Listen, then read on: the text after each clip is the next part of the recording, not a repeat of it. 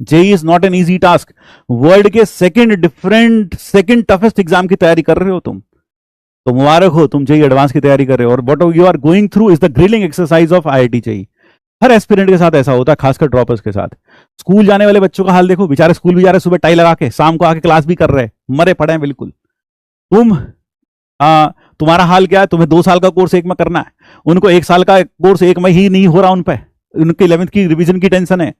तुम्हें टेंशन किस बात की? तुम्हें 2 साल का कोर्स एक ही में करना है। सब टेंशन में, सब टेंशन में, पूरा जितना बच्चा तैयारी कर रहा सब टेंशन में। क्योंकि भाई कंपटीशन इसी का नाम है, कंपटीशन इसी का नाम है ना। Second toughest exam of the world, तो स्ट्रेस तो होगा, स्ट्रेस तो थोड़ा होगा। और जिंदगी में अगर आप सोचते हो स्ट्रेस कभी आएगा ही नहीं, लाइफ पूरी की पूरी बिल्कुल केक वॉक जैसी होगी, मजा आ जाएगा, जिंदगी बिल्कुल सारा दिन इस ट्रिप पर जा रहे हैं दोस्तों के साथ, पीछे गाना चल रहा बैकग्राउंड में, ऐसा नहीं होता बेटा, ऐसा होता नहीं है।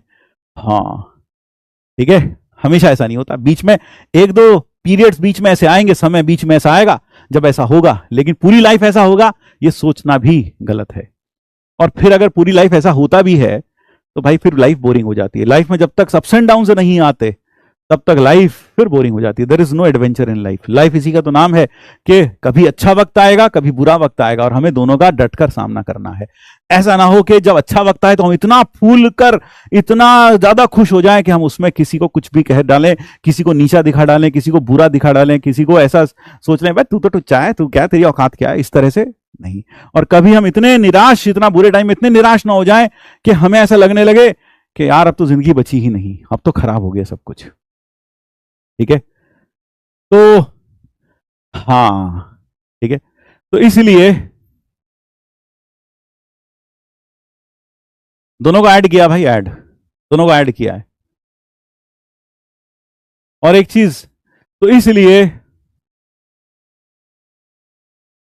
इसलिए मैंने अक्सर तुमसे कहा, एक बार बंसी सर बहुत सारी बातें करते थे, कई बार खाली होते थे तो बातें करते थे, पूछते थे। जब मेरी शादी भी नहीं हुई थी और मेरी शादी की डेट फिक्स हो गई थी, तो मैं उनको शादी का कार्ड देने गया, तो उस वक्त उन्होंने मुझे एक बात कही। बोले,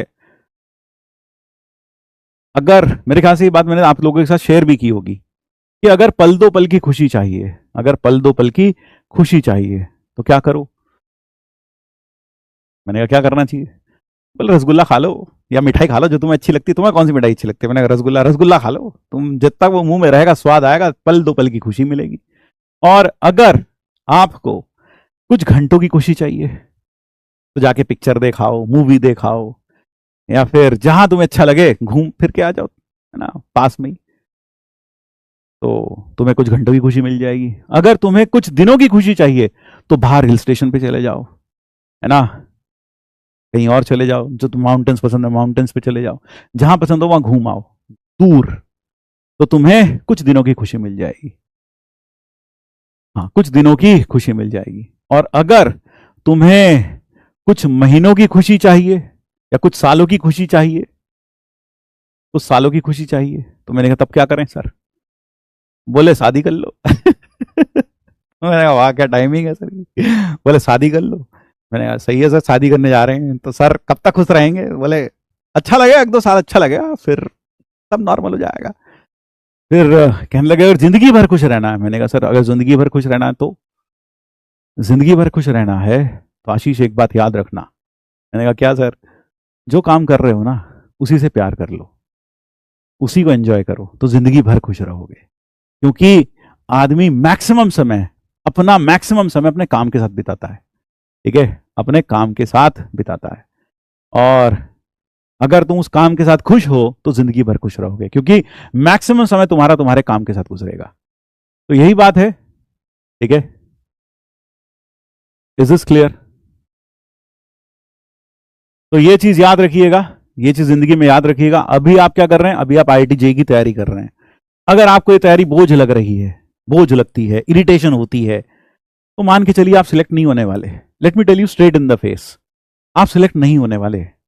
आप ना एनआईटी जाएंगे ना आईआईटी जाएंगे, क्योंकि यानी कि आपके लिए तैयारी क्या बन गई है? बोझ बन गई है। और जब चीज बोझ बन जाती है ना, तो फिर भगवान भी उसे देखता है ऊपर से, वो है यार ये तो नाक मुंह कसोट के कर रहा है, क्या फायदा इसका, छोड़ो।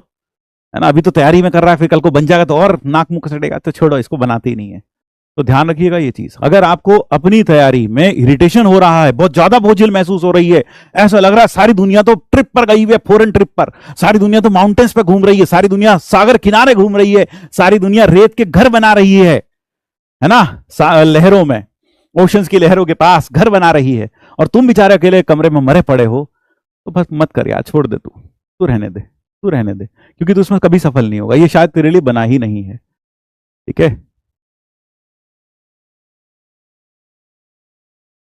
तो बस यही कहना चाहता हूं, मैं यही कहना चाहता हूं कि अगर आप बोझिल चीजों को, इसको बोझिल समझ के कर रहे हैं ना, तो नहीं होने वाला।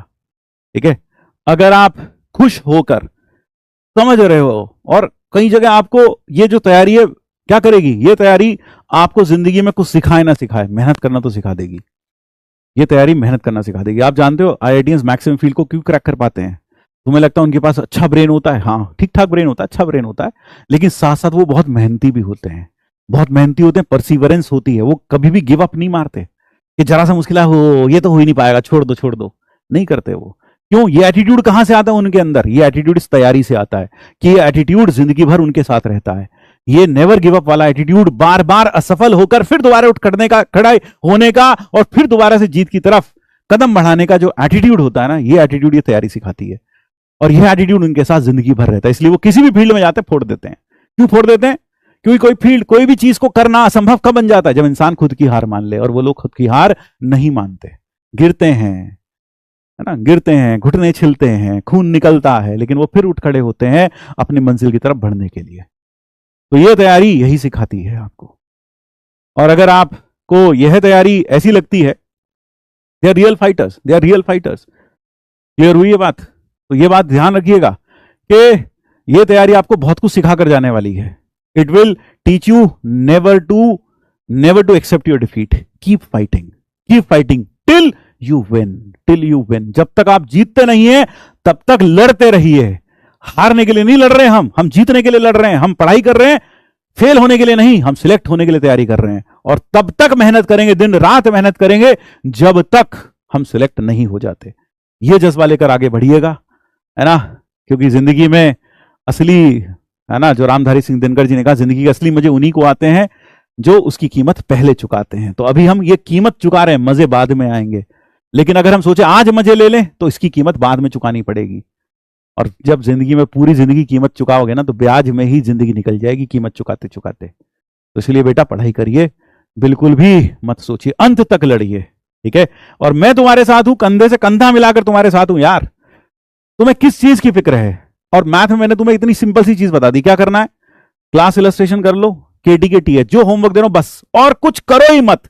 हैव फेथ इन मी भाई, हैव फेथ इन मी। मैं तुम्हें बार बार कह रहा हूं, सर हम ये कर ले, हम वो कर ले, भाई तू सिर्फ वो कर ले जो मैं दे रहा हूं, बस इतना कर ले। मैथ्स मेरे ऊपर छोड़ दे, मैथ्स की चिंता तेरी खत्म है, बस तू जो मैं कह रहा हूं बस वो कर ले, उतना करता चल मेरे साथ साथ, उतना करता चल। केटीके टीएच क्लास इलस्ट्रेशन, और साथ में आरपीपी जो दे रहा हूं वो करता चल, बस जो भी मैं कह रहा हूं ना ये करता चल, और कुछ दिमाग लगा ही मत। अपना दिमाग लगाना क्वेश्चंस में लगा, कैसे तैयारी करूं, किस स्ट्रैटेजी से करूं, क्या टाइम टेबल ले लूं, कितने बजे ब्रेकफास्ट खाऊं, कितने बजे ये करने जाऊं, कितने बजे वो करने जाऊं, इस कुछ नहीं रखा भाई सब में।